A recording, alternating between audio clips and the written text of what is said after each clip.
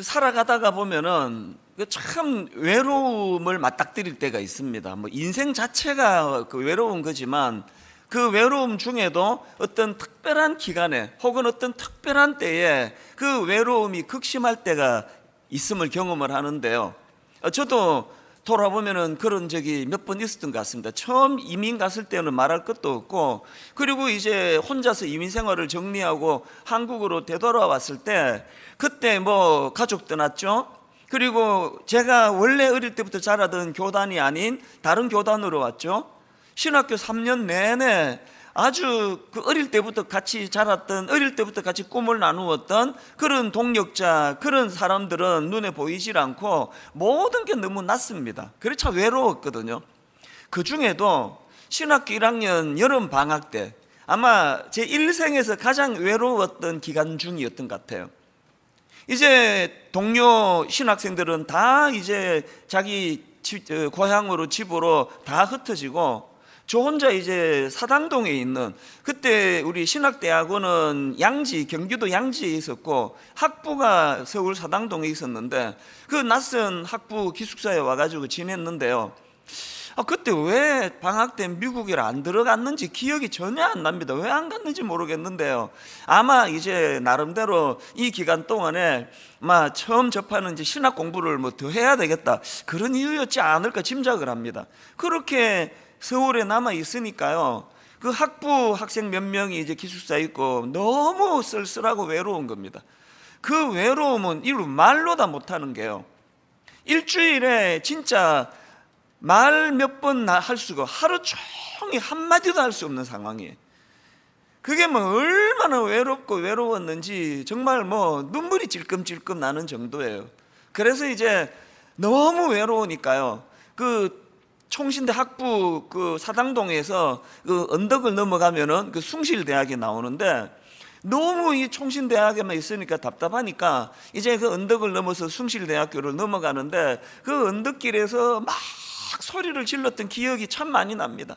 어떨 때는 이제 그 언덕으로 넘어가는데 거기는 차도밖에 없고 인도는 사람이 잘 안 다니기 때문에 쓱 둘러보고 사람 없으면은 막 소리를 질렀습니다. 설교 연습도 그때 많이 했고요. 그리고 때도 많이 썼습니다. 하나님 외로워요! 그러면서 외로워 죽겠어요! 이렇게 소리를 지르고, 그러면서 언덕을 넘어가 숭실대학교로 들어가면 거긴들 뭐지 아는 사람 있습니까? 아무도 모르는 낯선 대학생들로 가득 차 있는 그 캠퍼스에서 그 구석진데, 이제 거기 원래 대학교 식당이 또 싸잖아요. 그래서 거기서 또 밥을 먹고 또 쓸쓸히 언덕을 넘어서 이제 기숙사로 돌아오는, 이거를 거의 석 달 가까이를 했습니다.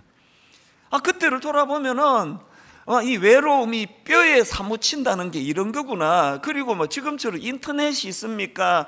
무슨 카톡 전화가 있습니까? 그때는요 3,000원짜리 그 공중전화 카드를 사면, 이게 지금부터 이게 30년 전이니까 3,000원이면요 지금으로 치면 이게 한 3만 원 더 될 것 같은데요.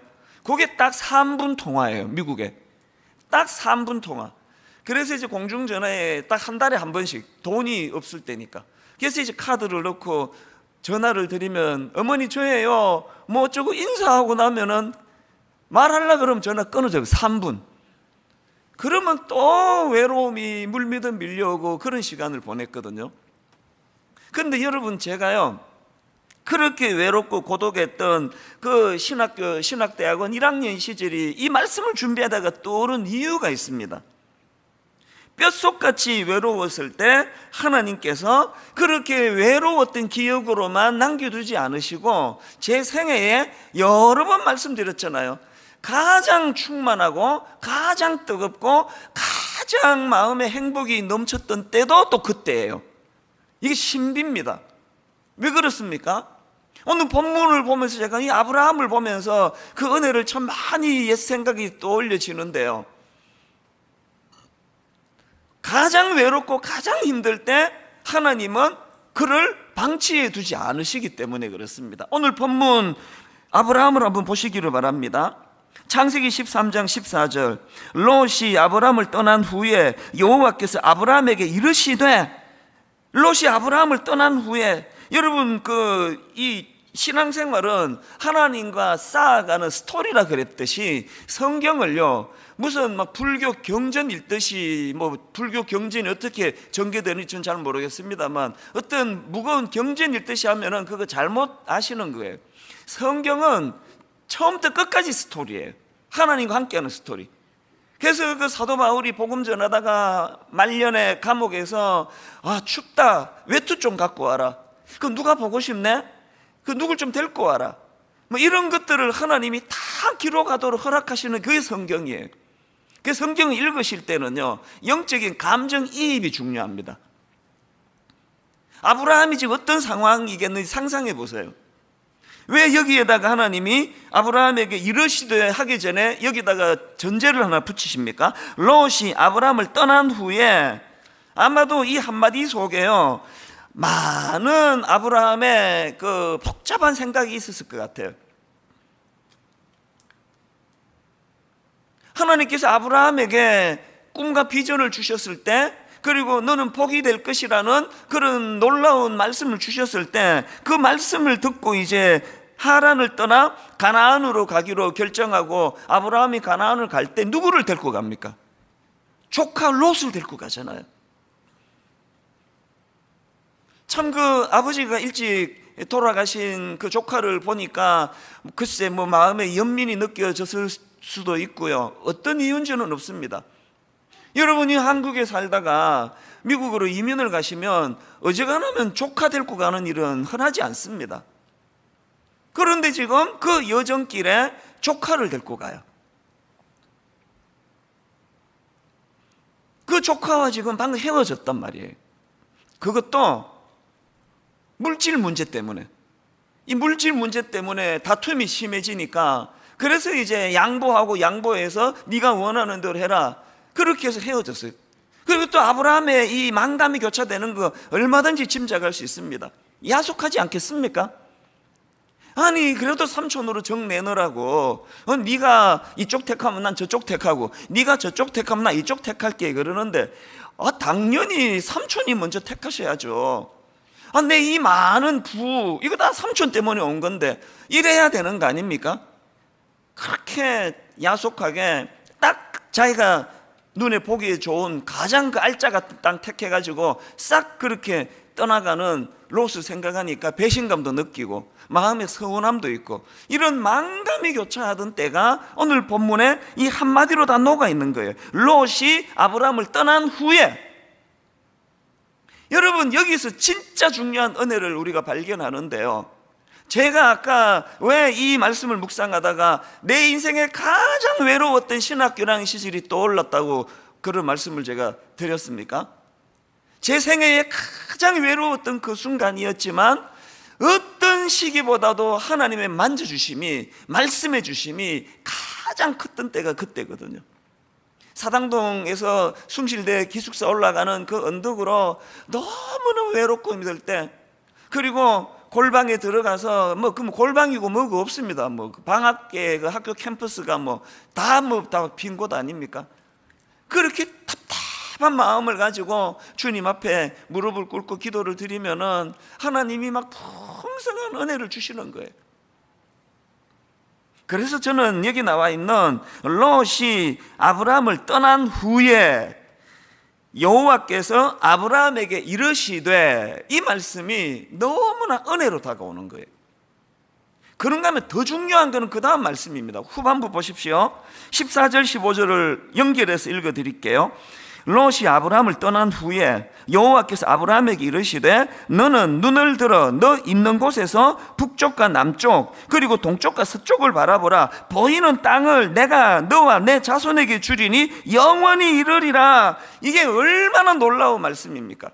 우리 하나님은요, 그저 우리 감정만 이렇게 살살살 만져주시는 그런 감성적인 하나님이 아니세요. 그냥 그때 외로우면 그때 외로움만 살짝 드러내도록 코미디 영화 보여주듯이 그런 하나님이 아니세요. 가장 생각이 복잡하고 가장 외롭고 가장 힘든 그때 하나님은 아브라함에게 나타나 그를 위로해 주실 뿐만 아니라 다시 약속의 말씀을 확인시켜 주시는 거예요. 다시 약속의 말씀을 끄집어내는 이유가 어디 있겠습니까? 네가 이 모든 희로애락의 감정을 극복하고 이겨내야 될 이유가 있다. 주소를 읽지 말라고. 이민 가서 제일 힘든 게 그거예요. 내가 지금 미국에 왜 와 있지? 이것도 안 되고 저것도 안 되고, 내가 지금 남의 나라 와가지고 뭐 하고 있지? 이게 가장 이민자들을 힘들게 하더라고요. 제가 겪어봤거든요. 하나님은요, 항상 우리가 어떤 고비를 겪을 때, 우리가 외로움에 빠질 때 너무 그 뼈에 사무치는 외로움은요, 그 사람의 영혼을 병들게 해요. 그럴 때 하나님은 위로도 해주시지만 가장 중요한 것, 약속의 말씀을 다시 확인시켜 주시는 거예요. 너 여기 왜 왔는지 잊으면 안 된다. 네 이 마음의 고생을 이겨내야 될 이유가 있다.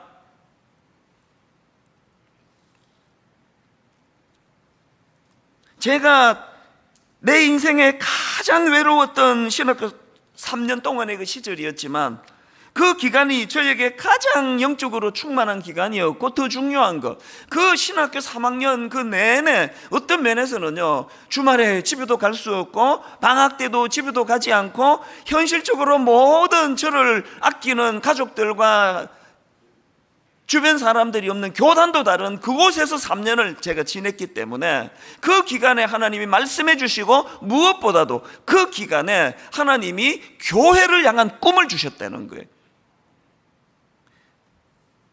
제가 선을 엄청 많이 받고 많이 퇴짜 맞았다는 이야기를 드렸잖아요.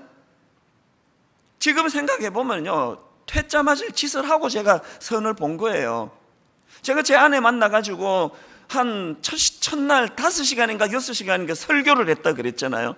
미국에서 왜 나왔고, 내가 어떤 꿈을 꾸면서 한국에 나왔고, 한국에 돌아와 어떤 교회를 꿈꾸고, 지금 내가 청소년 사역을 하고 있는데 이 청소년 사역을 통하여 어떤 아이들에게 꿈을 심어주고, 그거를 5시간 6시간씩 그거 뭐 매 선볼 때마다 그런 이야기를 하니까 어느 아가씨가 그걸 좋아하겠냐고. 안 그래도 지금 목사 될 거라는 그것만 해도 지금 가슴이 답답한데, 그러나 막 그게 제 아내에게 막 5시간 6시간 내가 선보러 나온, 그것도 처음 보는 그 우리 청년부 자매 그 성도 아닙니까? 막 계속 제 꿈 이야기를 했던 건요, 그거 왜 그러냐, 교회에 대한 꿈이 목구멍까지 차 있었기 때문이에요.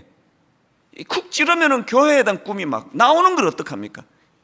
그랬더니 하나님께서 그 꿈을 귀하게 보는 그런 자매를 제 아내로 허락해 주셨기 때문에, 여전히 저희는 부부가 같이 교회를 향한 꿈을 꾸는 동력자거든요. 권태감 이런 거 없습니다. 그런 말 하잖아요. 우리 청년들 잘 들으세요. 사랑은 마주보는 것이 아니라 같은 곳을 바라보는 거예요. 결혼하고 한 1년만 마주보세요. 바로 권태감 옵니다. 사랑은 마주보는 게 아니에요. 같은 곳을 바라보는 거예요. 선자리에서 5시간 6시간 교회에 대한 꿈을 제 아내 될 사람한테 이야기를 했고, 그 아내는 놀랍게도 2시간이 지나면서, 신혼여행 가서 그 얘기했다 그러지, 2시간이 지나면서 이 남자다, 이 남자 놓치면 큰일 나겠다.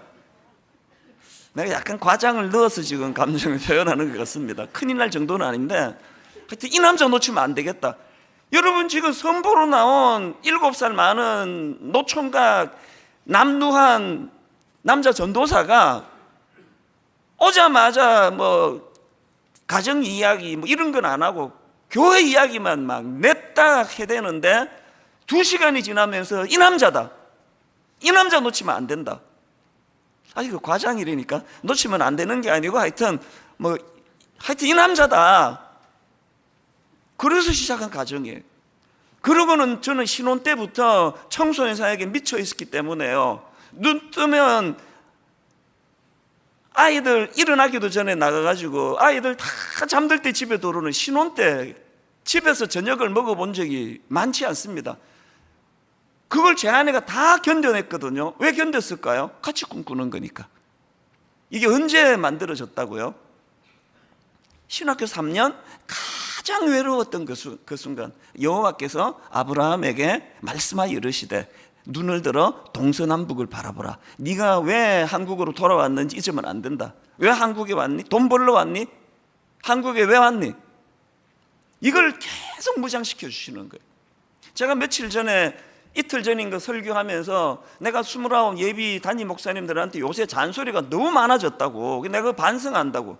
왜 이렇게 많은 잔소리가 많아졌냐 보니까 내가 두려워서 그랬다고, 그렇게 제가 반성하는 말씀을 드렸지만, 사실은요, 두려워서 그런 것도 사실이에요. 그러나 또 한편 지금 여러분, 저는요 내 생애에서 가장 외로운 순간을 지금 맞이하고 있습니다.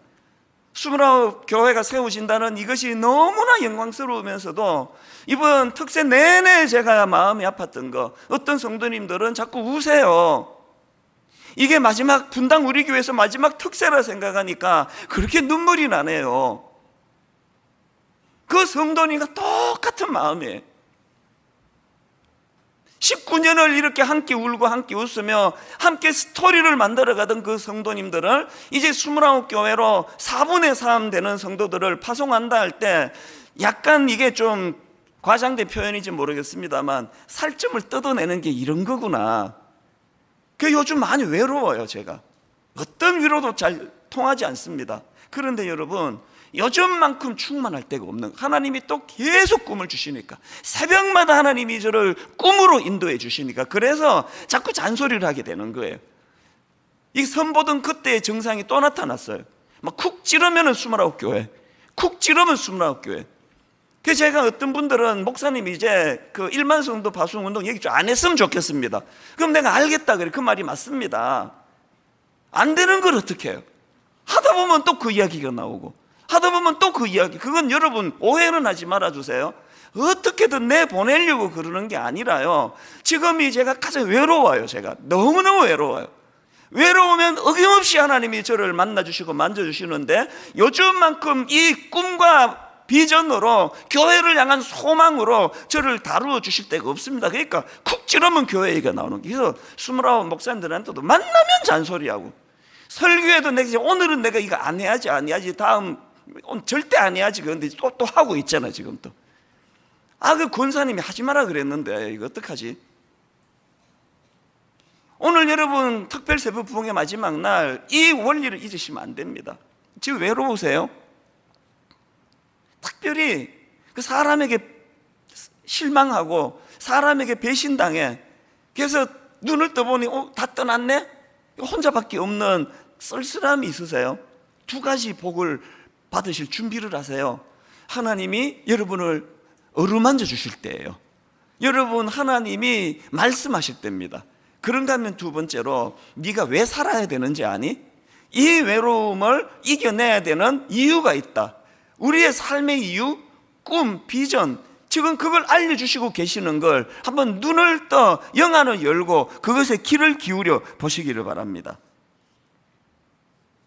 이런 맥락에서 저는 오늘 본문에서 하나님이 아브라함에게 또다시 한번 꿈과 비전을 그에게 부어주시면서 눈을 들어 동서남북을 바라보라 말씀을 주시는데, 여기서 제가 발견하는 하나님의 액센트를 제가 느껴요. 자, 14절을 다시 보십시오.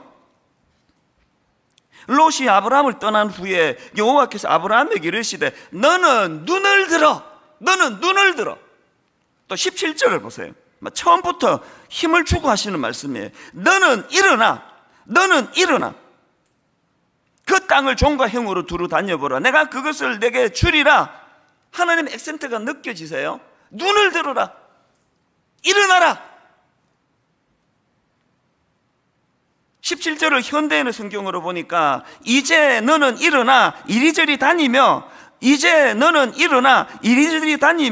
그 땅을 사방 살펴보아라. 내가 그것을 너에게 주겠다. 하나님의 마음이 읽혀지지 않으세요?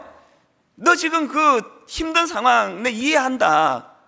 조카 롯과 그 사랑하는 조카를 떠나보내고 얼마나 마음이 복잡하겠냐고. 그러나 거기에 무너지면 안 된다. 거기에 함몰되면 안 된다.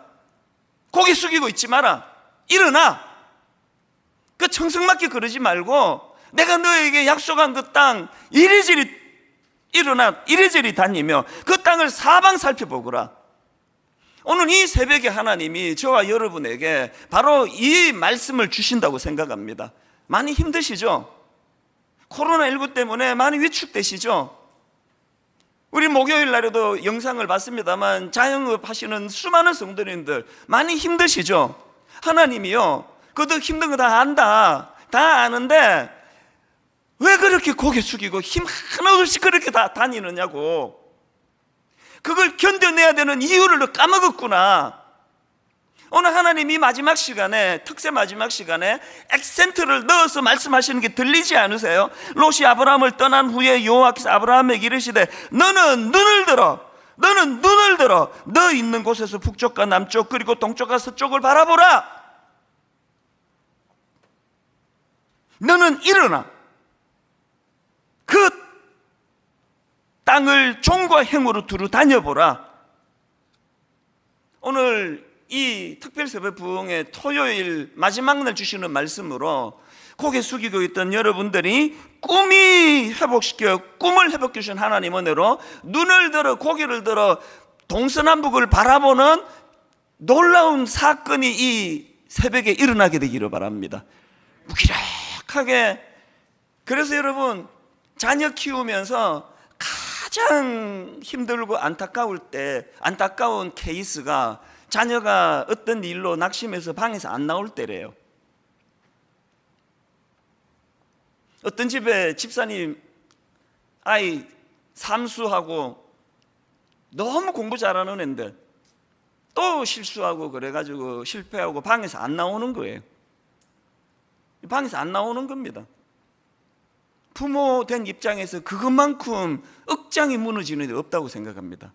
오늘 무기력한 저와 여러분을 향한 아버지 하나님의 심정이 이러하심을 믿으시기를 바랍니다. 이제 고개 좀 들어라. 하나님이 죽었냐? 너 힘든 건 내가 알겠는데 이제 고개 좀 들어라. 그리고 그렇게 이제 어머니 버전으로 말씀드릴게요. 그 방구석에만 그렇게 처박혀 있지 말고 좀 나가봐. 좀 세상이 얼마나 넓은지, 할 일은 또 얼마나 많은지.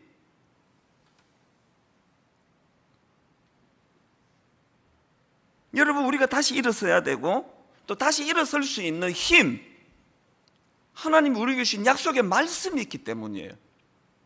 그런가 하면 또 한 가지. 자, 14절을 다시 보십시오. 롯이 아브라함을 떠난 후에 여호와께서 아브라함에게 이르시되 너는 눈을 들어 너 있는 곳에서 북쪽과 남쪽 그리고 동쪽과 서쪽을 바라보라. 여러분, 여기 나와 있는 너는 눈을 들어, 이 말씀을요, 구약의 그 에스겔 8장에 보면은 선지자 에스겔에게 주신 상황과 좀 비슷해요. 에스겔 8장에 보면은 선지자 에스겔이 아주 특별한 환상을 경험합니다. 자, 에스겔 8장 3절입니다. 그가 손 같은 것을 펴서 내 머리털 한숨을 잡으며 주의 영이 나를 들어 천지 사이로 올리시고 하나님의 환상 가운데에 나를 이끌어 예루살렘으로 가서 안뜰로 들어가는 북향한 문에 이르니 거기에는 질투의 우상, 곧 질투를 일어나게 하는 우상의 자리가 있는 곳이라. 지금 하나님께서 에스겔을 잡아가지고 하늘로 끌어올리시는데요, 그 과정에서 에스겔이 뭘 보느냐 하니까 그 다음 나오는 8장 4절입니다. 이스라엘 하나님의 영광이 거기에 있는데, 이스라엘 하나님의 영광이 거기에 있는데 내가 들에서 본 모습과 같더라. 지금 하나님께서 에스겔을 하늘로 끌어올리시는 이유를 아시겠죠? 지금 하나님께서 에스겔에게 그냥 눈으로 보이는 현실의 문제에만 함몰되어 있지 말고, 여러분, 여기 나와 있는 하나님의 환상, 이거는 히브리어로요, 하나님이 보시는 것, 이렇게 번역할 수가 있습니다. 지금 하나님께서 에스겔을 끌어올려 가지고 하나님의 환상 가운데서 나를 이끌어, 뭘 의미합니까? 온통 눈에 보이는 현실에만 함몰돼서 맨날 날 지치게 만드는 것밖에 안 보이고, 날 실망시키는 것밖에 안 보이고, 막 온통 나 배신하는 사람밖에 없고, 온통 나를 그냥 인격적으로 대하는 사람은 별로 없고, 전부 나 이용해 먹을 사람만 보이고, 온통 눈에 보이는 것만 바라보고 있으면 하나님께서는 아브라함에게 눈을 좀 들어라, 에스겔에게는 끌어올려서 하나님의 환상을 보게 하세요. 하나님의 환상이 뭐라고요? 하나님이 보시는 거를 좀 보라는 거 아닙니까? 어제 저는 분당 우리 교회 담임 목사로서 안목과 통찰력을 구한다, 그런 말씀을 드렸는데요, 말씀드렸죠? 안목, 이거는요, 드러나지 않는 것을 보는 능력, 이게 안목. 그래서 그 본질을 꿰뚫어 보는 힘, 이게 안목이에요. 제가 이걸 구합니다. 그리고 통찰력이란 예리한 관찰력으로 사물을 꿰뚫어 보는 거예요. 예리한 관찰력으로 사물을 꿰뚫어 보는 걸 통찰력이라 그러는데, 영어로 비슷한 단어가 인사이트다, 그런 말씀 어제 드렸잖아요. 인사이트가 뭐냐? 아웃사이트가 외부에 있는 사물을 관찰하는 능력, 이게 아웃사이트라면 인사이트는 뭐겠습니까? 인사이트는 속을 보는 능력이에요. 목사가 외적으로 성도들의 상황을 보고, 이것도 당연히 필요한 능력이지만 성도들이 보지 못하는 속을 보는 능력, 인사이트가 있어요. 설교하는데 30분 내내 뭐 뻔히 우리 다 아는 얘기인데 주 얘기 왜 저렇게 길게 하지? 그러면 그게 무슨 설교냐고요. 아무리 성도님들이 묵상하고 읽고 묵상해도 보지 못한 것을 찾아내서 하나님 은혜를, 그걸 선포하는 게 설교 아닙니까? 이게 인사이트거든요. 여러분, 목회자인 제가 왜 안목과 통찰력을 구하는가 하면은, 지도자란 드러나지 않는 것을 보는 눈을 가지고 있어야 그게 지도자이기 때문이에요. 그리고 안목과 통찰력이 있어야 롯처럼 저 눈에 보이는 것밖에 못 보니까 그게 망할 땅인 것도 모르고 택하는 그런 롯처럼 되는 거 아닙니까? 그걸 막아야 되기 때문에 저는 안목과 통찰력을 구하는데, 여러분 중요한 거, 질문, 이 안목과 통찰력은 누가 주시는 겁니까? 하나님이 주시는 거예요. 아브라함에게 눈을 들어 너 있는 곳에서 동서남북을 바라보라 말씀하시는 하나님, 에스겔에게는 그를 끌어올려 하나님의 관점, 하나님의 기준으로, 하나님의 환상, 하나님이 보시는 것을 보게 해주시는 그 하나님이 저와 여러분의 하나님이신 줄로 믿습니다. 그 하나님을 우리가 의지할 때, 그 하나님 우리에게 약속의 말씀을 우리에게 다시 허락해 주실 때, 그때 생기는 게 안목과 통찰력, 인사이트인 줄로 믿습니다. 이거 초대교회 때도 경험되어진 거 아닙니까? 너무나 성령 충만함으로, 성령 강림으로 가슴이 뜨거워 말로 다 할 수 없는 은혜로 그렇게 방언으로 통성으로 기도하고 있을 때 그런 걸 경험해 봤어야죠. 낮술이 취했구나, 이게 술 취했다. 그럴 때 베드로가 했던 말 기억하시죠? 사도행전 2장 17절, 하나님이 말씀하시기를 말세에 내가 내 영을 모든 육체에 부어주리니 너희의 자녀들은 예언할 것이요 너희의 젊은이들은 환상을 보고 너희의 늙은이들은 꿈을 꾸리라. 지금 예수님 성천하신 이후로 온통 눈에 보이는 그 잡을 죽이려는 그 로마 군병만 보이고, 온통 사방에 널려있는 원수들만 보이던, 그래서 두려워 떨던 그 초대교회 지도자들을 향하여 하나님께서 뭘 보여주세요? 에스겔에게 보여주신 하나님의 환상, 다시 말해 하나님이 보시는 걸 보여주시는 거예요. 선지자 요엘에게 주셨던 약속의 말씀, 선지자 요엘에게 주셨던 약속의 말씀을 가지고 그에게 통찰력을, 그에게 안목을, 그들에게 인사이트를 주신 줄로 믿으시기를 바랍니다. 오늘이 바로 그 은혜를 받을 시간이에요. 그래서 여러분 14절 15절, 롯이 아브라함을 떠난 후에 여호와께서 아브라함에게 이르시되 너는 눈을 들어 너 있는 곳에서 북쪽과 남쪽 그리고 동쪽과 서쪽을 바라보라. 보이는 땅을 내가 너와 내 자손에게 주리니 영원히 이르리라. 여기 나와 있는 이 너는 눈을 들어, 이 말씀, 이게요 롯과 아브라함의 결정적인 차이라는 거. 이게 완전히 결정적인 차이예요. 그러고 보면요, 롯과 아브라함에게 공통점도 있습니다. 공통점이 뭐냐? 자, 먼저 방금 읽었듯이 14절에서 눈을 들어 너 있는 곳에서 북쪽과 남쪽 그리고 동쪽과 서쪽을 바라보라, 이 말씀을 보면은 롯과 아브라함의 공통점이 13장 10절에 나옵니다. 이에 롯이 눈을 들어, 이 공통점 아닙니까? 여러분, 롯도 눈을 들어 자기가 꿈꾸던 요단 지역 바라봤고요, 아브라함도 눈을 들어 동서남북을 바라보라는 하나님 말씀을 받았어요. 이 공통점인데 결정적인 차이가 뭔지 아시겠죠? 결정적인 차이는요, 롯은 자기 스스로 보고 싶은 거 보기 위해서 눈을 들었고요, 자기 보고 싶은 걸 버리고 눈을 들었고, 그래서 불행하게도 망해버렸습니다. 눈을 안 들었더라면 롯에게 더 좋았을 뻔했습니다. 그러나 아브라함은 똑같이 눈을 들어 동서남북을 바라보라, 이 말씀이 선포되었지만 그것은 하나님이 지시하는 땅이에요. 하나님이 보라는 땅입니다. 그래서 더 결정적인 차이점, 롯은요 요단 평야만 바라봤고요, 아브라함은 동서남북을 바라보게 하시는 거예요.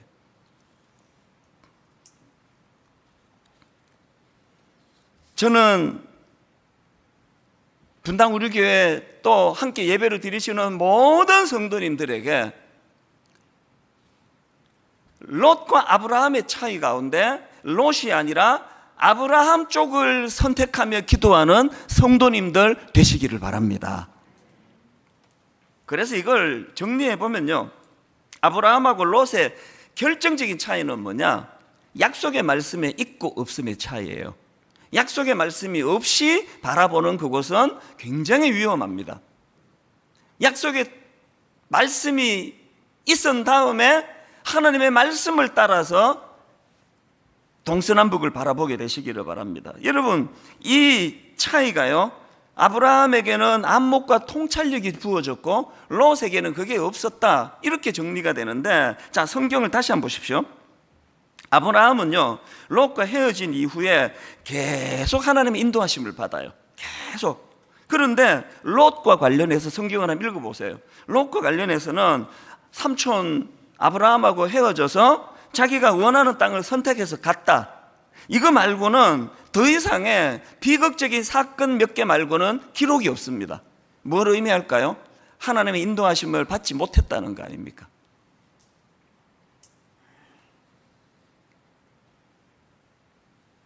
이게 어떤 중요한 포인트를 가져다 주느냐? 자, 17절, 너는 일어나 그 땅을 종과 행으로 두루 다녀보라, 내가 그것을 내게 주리라. 그랬더니 18절, 이에 아브라함이 장막을 옮겨 헤브론에 있는 마므레 상수리 숲으로 이르러 거주하며 거기서 여호와를 위하여 제단을 쌓았더라. 이게 되게 재밌는 표현이에요. 자, 다시 한번 17절을 다시 한번 보세요. 포인트를 다시 보세요.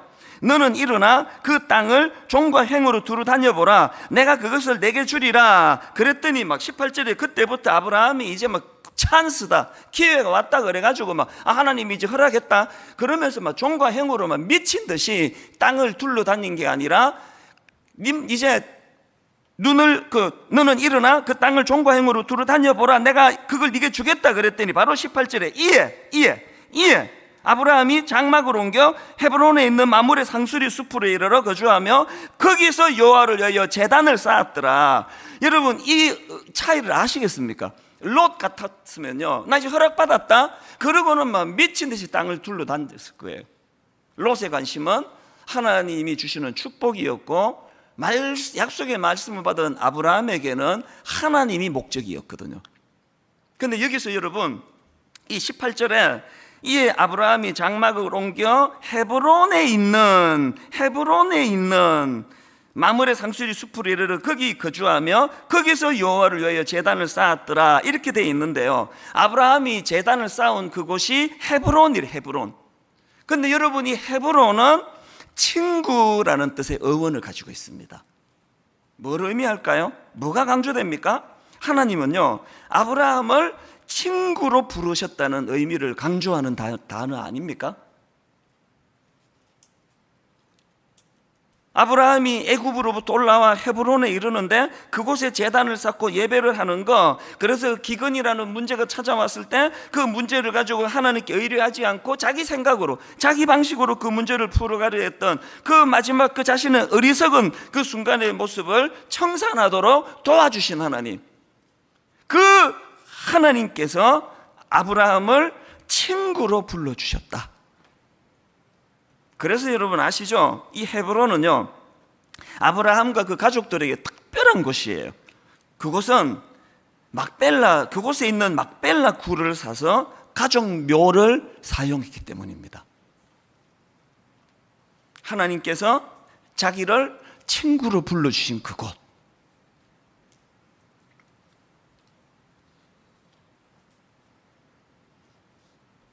이런 은혜가 있었기 때문에 아브라함은 18절에서 거기서 여호와를 위하여 제단을 쌓았더라. 저는 이 내용을 쭉 보면서 톨스토이의 단편 소설 사람은 얼마만큼의 땅이 필요한가, 그 짧은 그 단편 소설 다 아시죠?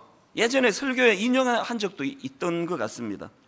바흠이라는 농부가 꿈에 하루 동안 걸어서 돌아오는 땅이 자신의 것이 된다는 이 약속으로 인해서 더 많은 땅, 우리 같아도 그랬을 것 같아요. 오늘 이 하루 네가 밟는 땅 다 네 거 된다.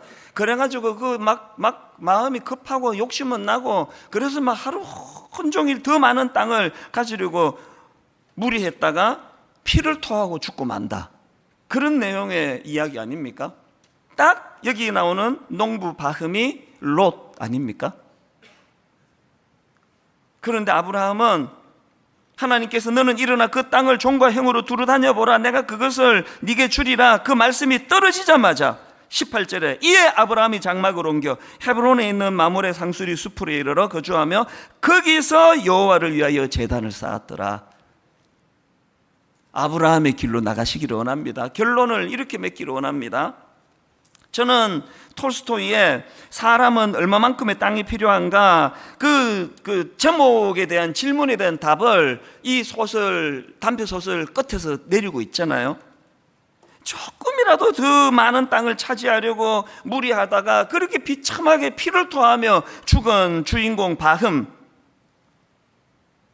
사람은 얼마만큼의 땅이 필요하냐고요? 결국 그 주인공 바흠에게 필요했던 땅은 그가 묻힐 반평 크기의 땅이었대요. 이게 인생입니다. 저는 오늘 설교의 말씀을 마무리하고 지난 한 주간 특별 새벽 부흥회의 이 은혜를 쭉 마무리하면서 저는 18절에 나와 있는 두 표현이요, 거기서 또 여호와를 위하여, 거기서, 여러분 우리가 발 딛고 있는 이곳이 예배의 자리인 줄 믿습니다. 내 직장이, 내 캠퍼스가, 내 가정이, 내 예배당이 거기서 예배하는 장소예요. 그런가 하면은 여호와를 위하여 드리는 예배예요.